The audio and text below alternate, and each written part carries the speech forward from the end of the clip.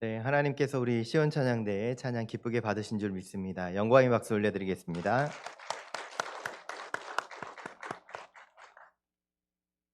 네, 오늘 말씀의 제목은 예수님으로 만족하십니까?입니다. 옆에 분과 한번 인사하겠습니다. 예수님으로 만족합시다. 이렇게 인사하겠습니다.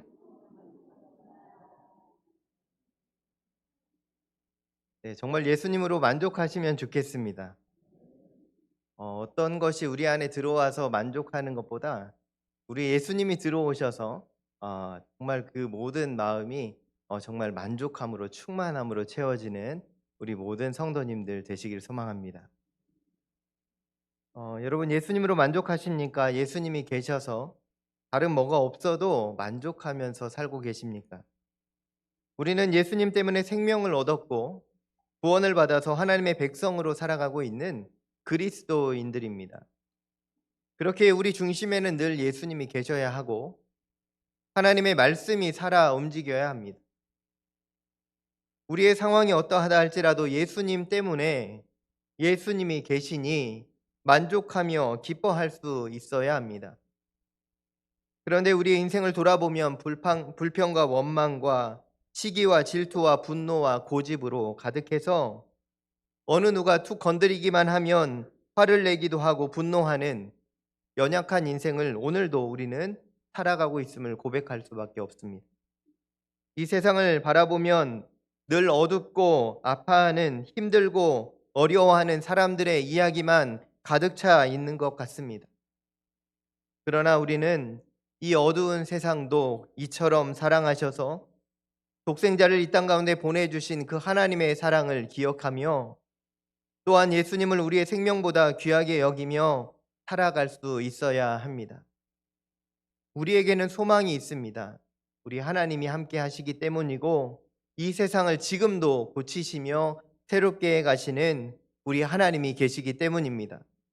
여러분 탄식하고 계십니까? 걱정하고 계십니까?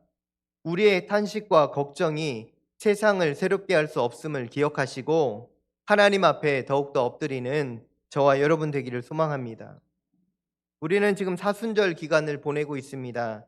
사순절을 보내면서 저는 예수님을 믿는 것이 무엇인지 그리고 예수님을 따라 살아가는 삶이 어떤 것인지 깊이 묵상하게 되었습니다. 여러분 내가 예수님을 잘 믿고 있는지 그렇지 않은지를 확인할 수 있는 방법이 한 가지 있다고 합니다. 그것은 바로 나에게 예수님으로 인한 고난의 흔적이 있는가 살펴보는 것입니다.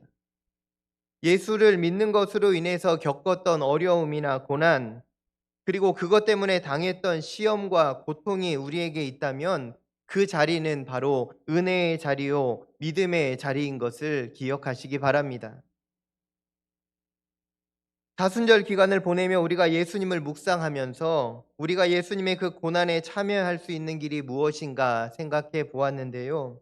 그것은 오직 나의 십자가를 지고 예수님의 그 길을 함께 따라가는 것임을 고백할 수 있었습니다. 우리가 예수님을 믿고 따르려면 반드시 여러분 고난이 필요합니다. 고난 없이 예수님을 따라가려는 것은 잘못된 생각입니다. 있을 수 없는 일이다라는 겁니다.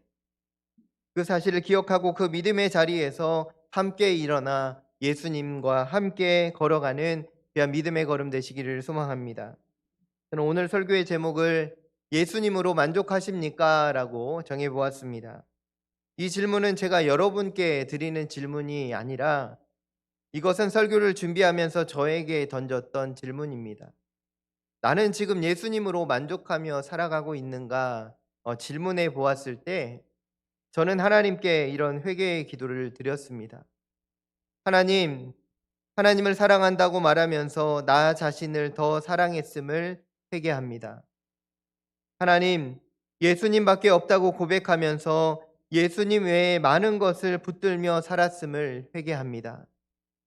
하나님, 성령님을 의지하겠다고 고백하면서 내 생각과 뜻을 따라 살아왔음을 회개합니다. 이러한 저의 연약함을 주님 앞에 다시금 내려놓으며 말씀을 보기 시작했을 때 마가복음 10장 17절 이하의 말씀이 마음에 다가왔습니다. 여러분, 역사상 이 땅 가운데 살았던 사람 중에 예수님을 직접 만났던 사람은 아주 극소수에 불과합니다. 그런데 오늘 말씀을 보면 예수님을 직접 만났던 사람이 등장하고 있습니다. 그것도 예수님을 1대1로 대면했던 사람입니다. 그런데 여러분, 이야기는 매우 안타까운 결말로 다가갑니다. 이 사람은 예수님을 직접 만났음에도 불구하고 예수님께 진리의 정답을 말씀을 들었음에도 불구하고 슬픈 기색을 띠며 근심하며 돌아가니라 기록합니다. 매우 비극적인 결론이 아닐 수 없습니다. 진리 대신 예수님을 만났음에도 그분에게 인생의 정답을 들었음에도 불구하고 그는 근심하며 돌아갑니다. 여러분, 왜 이런 일이 일어났을까요? 이 청년이 왜 근심하며 돌아갔던 것입니까? 이 시간 그것을 깊이 묵상해 보기를 원합니다. 여러분, 정말 예수님 필요하십니까? 정말 예수님이 여러분의 인생 가운데 필요하고 중요합니까? 신앙생활을 하면서 많은 분들이 이렇게 기도합니다. 하나님, 건강하게 해주십시오. 조금만 더 부자가 되게 해주십시오. 라고 기도합니다. 이런저런 이야기를 많이 합니다. 물론 소중한 기도 제목입니다. 예수 믿고 복 받는 것 참 중요합니다. 하나님의 은혜 안에서 우리의 삶이 지금보다 더 풍족해지고 평안과 안정을 누리는 것 너무너무 소중합니다. 그러나 더 중요한 것이 있음을 기억해야 합니다. 그것은 우리의 인생과 평안과 누림이 아니라 그 인생의 걸음 가운데, 우리 인생의 걸음 속에 하나님이 같이 하시는가, 함께 계시는가, 그렇지 않은가, 우리에게 더 중요하다라는 거예요. 여러분, 지금 예수님의 복음은 저 멀리 아프리카나 동남아시아의 지역에만 필요한 것이 아닙니다. 이 복음은, 이 예수님의 복음은 오늘 우리에게 가장 절실하게 필요합니다. 나에게 필요합니다. 여러분, 이 사실을 고백하고 믿음으로 나아가시길 소망합니다. 나는 예수님이 필요하다. 나는 예수님이 계셔야 한다. 라는 믿음의 고백이 있어야 합니다. 오늘 마가복음 10장에는 예수님이 필요하지 않아서, 아니 예수님보다 더 소중한 것을 두 손에 붙들고 있어서 예수님을 떠나버린 한 청년이 등장합니다. 여러분, 이 청년이 예수님을 따라가지 못한 이유는 무엇입니까? 많은 재물 때문이었습니다. 21절을 보면 예수님은 내게 아직도 한 가지 부족한 것이 있다라고 말씀하십니다. 22절을 보니 이 사람은 재물이 많았다라고 기록하고 있습니다. 즉, 겉보기에 부족함 없었던 이 사람이 예수님의 눈에는 부족함이 보였다라는 것입니다. 그런데 놀라운 것은요, 그 부족함이 없는 그것이 그의 부족이었다라는 겁니다. 이 말씀을 통하여 우리는 어떤 사람에게 많은 것, 남들에 비해서 많이 소유하고 있는 것들이 자칫하면 예수님을 필요 없게 만드는 요소가 될 수도 있음을 꼭 기억해야 합니다. 다시 말해서 많은 소유가 예수님을 따르지 못하게 하는 요소가 될 수 있음을 기억해야 한다라는 것입니다. 우리는 물질과 지식 이런 것들은 많으면 많을수록 좋다고 생각하면서 이 세상을 살아가고 있습니다. 그런데 오늘 우리 예수님은 우리의 그 생각을 완전히 뒤집어 놓으십니다. 아니다라는 거예요. 그렇지 않을 수 있다라고 말씀하십니다. 여러분, 돈이나 지식이나 많은 재능이 나쁜 것이 아닙니다. 그러나 그것이 사람을 높아지게 하고, 그것이 사람을 교만하게 하고, 그것이 무엇보다 예수님을 따르지 못하게 만들어 버린다면 그것은 우리가 경계해야 합니다. 즉, 내가 뭔가 된 줄로 착각하는 세상의 그 어떤 것들이 우리를 넘어지게 만들 수 있음을 늘 경계하며 살아가야 합니다. 이것이 내가 예수님께 나아가는데 걸림돌이 되는구나. 이것이 내가 예수님을 향해 나아가는데 나를 방해하는 존재가 되는구나라는 것들을 깨닫는다면 그것을 과감하게 믿음으로 내려놓을 수 있어야 합니다. 오늘 본문에 나오는 청년은 돈이 많았습니다. 그리고 어려서부터 계명도 참 잘 지켰습니다.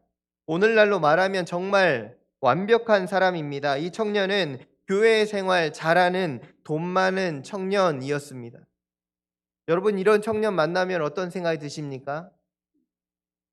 어떤 생각 드십니까? 사위 삼고 싶다. 신앙생활 잘하는 돈 많은 청년이 있다면 여러분 사위 삼고 싶지 않으십니까? 젊은 청년들은 내 남편 삼고 싶다. 이렇게 생각하지 않겠습니까?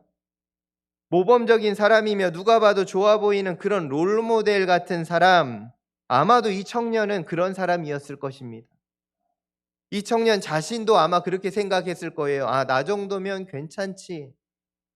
이 정도면 괜찮지라고 생각하면서 아마도 예수님께 칭찬받으려고 달려나왔던 것 같습니다. 그런데 우리 예수님께서 이 청년에게 한 가지 질문을 던지십니다. 그러면서 정확하게 자신을 돌아보게 하십니다.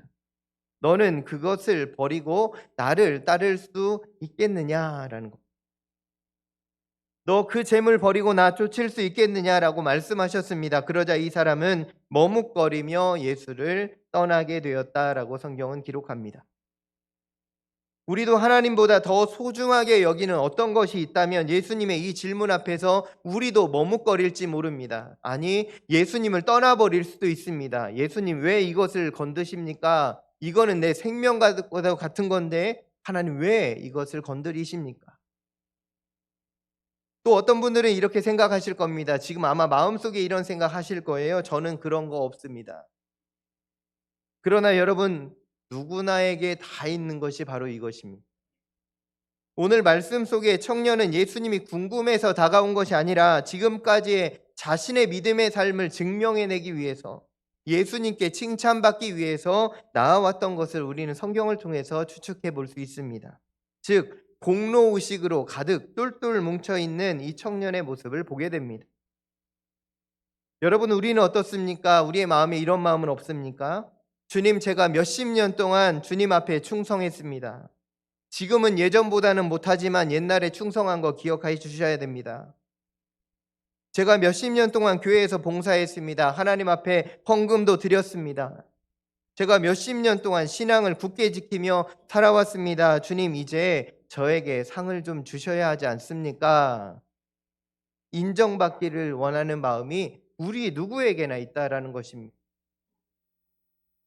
그럴 때에 우리는 이 말씀을 오늘 꼭 기억해야 합니다. 누가복음 17장 10절 말씀을 같이 한번 읽겠습니다. 시작. 이와 같이 너희도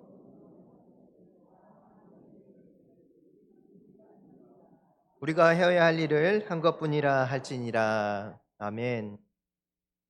그렇습니다. 우리는 고백할 수 있어야 합니다. 나는 무익한 종입니다. 주님, 제가 할 일을 했을 뿐입니다. 우리는 날마다 높아지는 우리 자신을 바라보아야 합니다. 날마다 높아져 갑니다. 내가 가지고 있는 그것으로 만족하는 마음을 내려놓을 수 있어야 합니다. 여러분, 우리가 높아지게 될 때 일어나는 가장 큰 문제가 뭔지 아십니까? 그것은 그 높아진 그 자리에 서면 하나님이 느껴지지 않는다라는 겁니다. 너무너무 신기한 일인데요. 높아진 그 자리에서는 하나님이 잘 안 보입니다. 낮아지고 어렵고 고난의 자리에서는 하나님이 선명하게 보이는데 그 모든 문제를 뛰어넘어서 내가 물질로도 풍요하고 건강하고 자녀들이 잘 되고 모든 일이 잘 되는 하늘같이 세상에 막 올라가는 우리의 삶의 자리에서는 하나님이 잘 안 보인다라는 겁니다. 여러분, 그러면 어떻게 해야 합니까? 여러분, 하나님의 부르심 앞에서 머뭇거리게 되십니까? 우리의 마음을 다시 주님 앞에 내려놓는 이 귀한 예배의 시간 되기를 소망합니다. 김영복 목사님의 사귐의 기도라는 책에는 이런 글이 있습니다. 함께 읽어보겠습니다. 인간은 누구나 하나님을 만나게 되면 자신의 삶에 문제가 있다는 것과 그동안 해오던 악습을 청산해야 함을 알게 된다. 그러나 본성적으로 인간은 그동안 해오던 죄의 습관들을 포기하고 싶지 않기 때문에 하나님을 피한다. 여러분, 왜 사람이 죄의 습관을 포기하지 못하는 것일까요? 그것은 죄가 우리로 하여금 하나님 노릇을 할 수 있도록 만들어주기 때문입니다. 우리가 죄 아래 있을 때 우리는 하나님을 벗어나서 우리 마음대로 행하는 그 짜릿한 경험들을 할 수 있습니다. 에덴 동산에 여러분 죄가 들어오게 된 결정적인 이유도 여기에 있습니다. 인류 최초의 인류가 죄를 짓게 된 원인도 여기에 있었다라는 것입니다. 하나님처럼 되고 싶었던 인간의 마음을, 그 깊이 박혀 있는 마음을 교묘한 사탄이 유혹하여서 넘어뜨려 버린 사건이 바로 아담과 하와의 선악과를 따먹은 사건입니다. 하나님처럼 되고 싶다. 하나님 노릇하고 싶다. 이것이 인간의 욕망이요 죄의 근원임을 깨달으셔야 합니다. 여러분 오늘 이 세상을 바라보십시오. 세상에도요 여러 사람들이 있지만 여러분 곳곳에 담겨 있는 이 분열과 아픔 속에 담겨 있는 것이 무엇이냐면 하나님처럼 되고 싶은 인간의 욕망입니다. 내가 다스리고 싶고 내가 지배하고 싶고 내가 이끌어가고 싶은 그 인간의 욕망이 거기에 담겨 있다라는 겁니다. 여러분 세상 사람들만 그런 것이 아닙니다. 오늘 나도 그렇습니다. 나도 내가 중심되고 싶습니다. 우리 가정에서도 내 말을 들어줘야 합니다. 내가 주인입니다. 내 말대로 해야 합니다.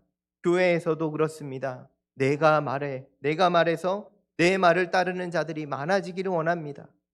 여러분 그러나 그것은 다 하나님처럼 되고 싶다. 하나님 노릇하고 싶다라는 우리 인간의 욕망임을 깨달아야 합니다. 이제 예수님은 오늘 부자 청년 이야기를 통해서 지나가면서 하나님 나라에 대한 이야기로 연결해 가셨습니다. 마가복음 10장 23절을 보면 예수님께서 이렇게 말씀하십니다. 함께 읽습니다. 재물이 있는 자는 하나님의 나라에 들어가기가 심히 어렵도다. 아멘. 여러분 이것은 재물과 죄의 문제가 연결되어 있음을 말씀하고 있습니다. 우리는 하나님 나라에 들어가기 위해서 죄의 문제를 해결해야만 하는 존재입니다. 그런데 그 죄의 문제는 우리의 힘으로 감당할 수 없기에 해결할 수 없기에 예수님께서 이 땅에 내려오셨고 우리는 예수님의 그 십자가의 공로로 구원받은 백성으로 이 시간 살아가고 있음을 고백하게 됩니다. 여러분 예수님의 십자가의 은혜는 반드시 필요합니다. 우리의 죄의 문제를 해결하기 위해서 예수님의 십자가는 반드시 있어야 합니다. 그래서 우리는 예수님을 믿음으로 죄 사함을 받아서 구원함을 받고 하나님의 자녀로 지금 이 시간도 살아가고 있는 것입니다. 그런데 오늘 예수님은 이 하나님의 나라에 들어감에 대해서 말씀하시면서 재물과 하나님의 나라를 긴밀하게 연결해 버리셨습니다. 여러분 재물이 하나님 나라에 들어가는 것과 어떻게 연결되는 것입니까?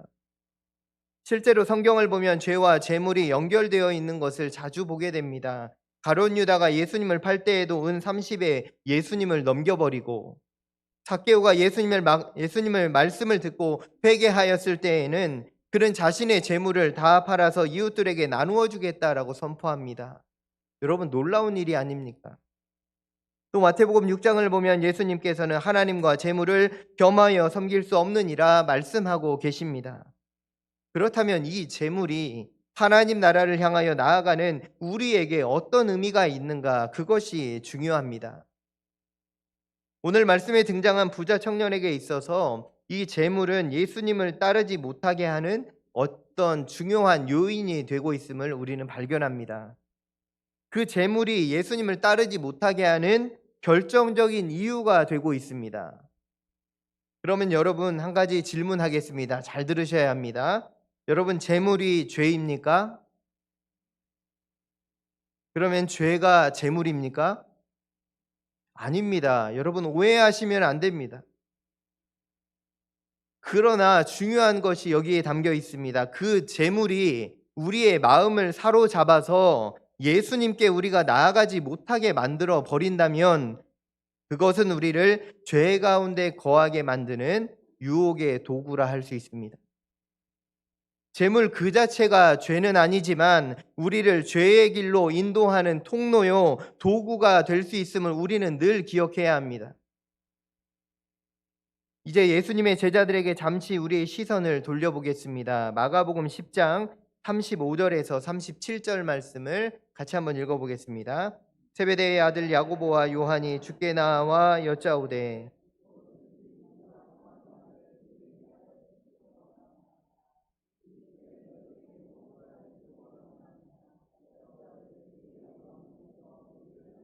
주의 우편에 하나는 좌편에 앉게 하여 주옵소서. 여러분, 이 이야기는 재물에 대한 이야기가 아니라 이제 명예에 대한 이야기입니다. 권력에 대한 이야기. 여러분, 이것이 예수님께 나아가는 데 또한 걸림돌이 되고 있음을 오늘 말씀에서 우리는 깨달아야 합니다. 여러분, 예수님의 제자들이 누구입니까? 예수님이 부르셨을 때 그들은 생업의 도구인 그물을 다 버리고 부모를 버리고 자신의 직업과 생계와 가정을 버리고 예수님을 따랐던 사람들이 바로 예수님의 제자들입니다. 그런데 앞선 말씀을 보면 믿음의 결단으로 예수님을 따랐던 이 제자들이 지금 완전히 변질되어 가고 있습니다. 첫 마음을 잃어버렸다라는 것입니다. 이전에 다 버렸던 세상적인 것들이 눈에 들어오기 시작하는 거예요. 그래서 신앙적인 세상적인 방법이 아니라 신앙적인 방법을 동원해서 다시 그 자리를 차지하고 싶어 합니다. 높은 자리에 다시 올라가고 싶어 합니다. 다 버리고 출발했는데 이제 세상의 방법은 아니고 하나님의 방법으로 예수님을 좀 통해서 그것들을 충족하고 싶어 하는 인간의 욕망이 거기에 담겨져 있습니다. 여러분, 우리는 어떻습니까? 세상의 욕망이 앞서 있습니까? 사순절을 보내며 우리는 다시금 주의 십자가 앞에 우리의 마음을 내려놓기를 소망합니다. 하나님이 1순위고 세상의 것이 2순위 되기를 소망합니다. 예수님 앞에서 근심하며 떠났던 청년과 첫 마음을 잃어버리고 세상의 가치를 다시 추구하며 살아가는 제자들을 살펴보면서 우리는 인간의 연약함과 이중적인 삶을 발견하게 됩니다. 그러면 여러분, 중요한 것이 있습니다. 우리는 어떻게 살아가야 합니까? 나는 어떻게 살아가야 하는가? 이것이 더 중요합니다. 부자 청년도 넘어졌고 심지어 예수님의 제자들도 넘어졌으니 나도 어쩔 수 없다라고 그렇게 살아가야 하겠습니까? 그렇지 않습니다. 마가복음 10장 46절 말씀을 보면 그 해답을 하나님께서 또한 우리에게 들려주십니다. 여기서 바디메오라는 사람이 등장하는데 그는 맹인입니다. 어느 날 예수님께서 여리고를 지나가실 때 바디메오는 예수님을 향하여 이렇게 외쳤습니다. 다윗의 자손 예수여, 나를 불쌍히 여기소서.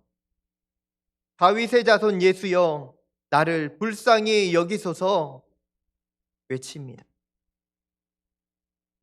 이 간절한 외침을 들으신 예수님께서 제자들에게 그를 나에게 데려오라 말씀하십니다. 마가복음 10장 49절에서 50절 말씀을 같이 한번 읽겠습니다. 예수께서 머물러 서서 그를 부르라 하시니 그들이 그 맹인을 부르며 이르되 안심하라 일어나라 그가 너를 부르신다 하매 맹인이 아멘. 여러분, 50절 말씀을 보니까 뭐라고 기록되어 있습니까? 맹인이 겉옷을 버리고 예수께 나오거늘 이라고 기록하고 있습니다. 여러분, 맹인에게 겉옷은 무엇입니까? 전 재산입니다. 우리는 이 겉옷 정도는 쉽게 버릴 수 있지라고 생각할 수 있지만 그것은 겉옷이 많은 분들 이야기입니다.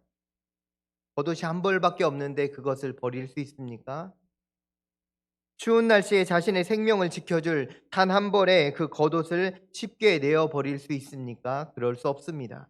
이것은 생명과 같이 지켜야 하는 겁니다.